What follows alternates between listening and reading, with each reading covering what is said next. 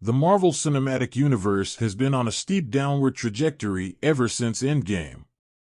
With each project setting a new low bar, Disney Marvel topped off 2023 with the disastrous effort of the Marvels, making a loss of just over $500 million at the global box office.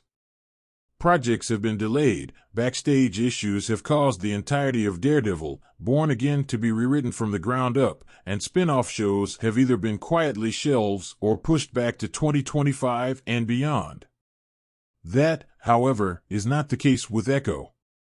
Dropped in one hit on Disney+, Echo is a spin-off to Hawkeye, an awkward patchwork of big action sequences, familial drama, and tributes to Native American ancestry, rolled up into a package with a main character that struggles to inject any sort of charisma into her role. That's right, Alaqua Cox is back playing Echo, and if she struggled in her supporting role in Hawkeye, she buckles under the weight of expectation in her own feature series. Cox struggles to emote most of the way through the show, with an angry scowl plastered to her face for most of the runtime.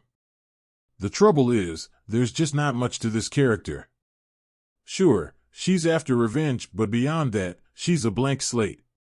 And changing her origins from the comic books, where she can mimic others, to vague Native American unspecific magic feels clumsy and poorly fleshed out. So what of the story itself? Well, Echo doesn't really have one. At least not in the present day anyway. The 5 episodes instead stitch together a whole bunch of flashbacks, some more interesting than others. Episode 4 is arguably the best episode of the bunch, fleshing out the history of her and Wilson Fisk, Kingpin, in a way that does feel quite organic and natural. But then, this isn't the same Kingpin we've come to fear in Daredevil. This is a watered-down, neutered version.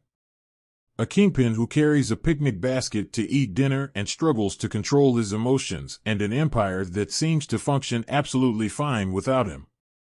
But for Echo, the story basically revolves around her returning to her hometown and starting a fight with Fisk from there, desperate to get her revenge on Kingpin until she bites off more than she can chew. The real meat of the show, though, comes from her family and Maya Lopez's ties with them. There's a tease of an encounter between her and her sister Bonnie, but it never arrives.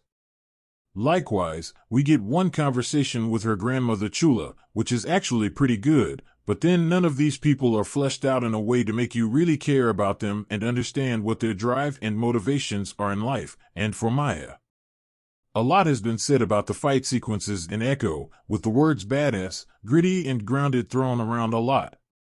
Sure, there are a couple of one-shot choreographed fights and a few nice moves that give the illusion of being well-written, but every fight is awkwardly composed, feeling more like interpretative dance than a genuine fight. If you compare what's here to something like the gym fight in Punisher or the hallway scene in Daredevil, it's chalk and cheese.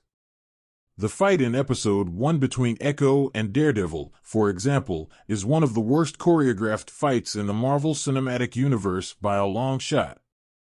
Moves don't connect, there are awkward pauses between hits, and the whole thing is just really poorly composed.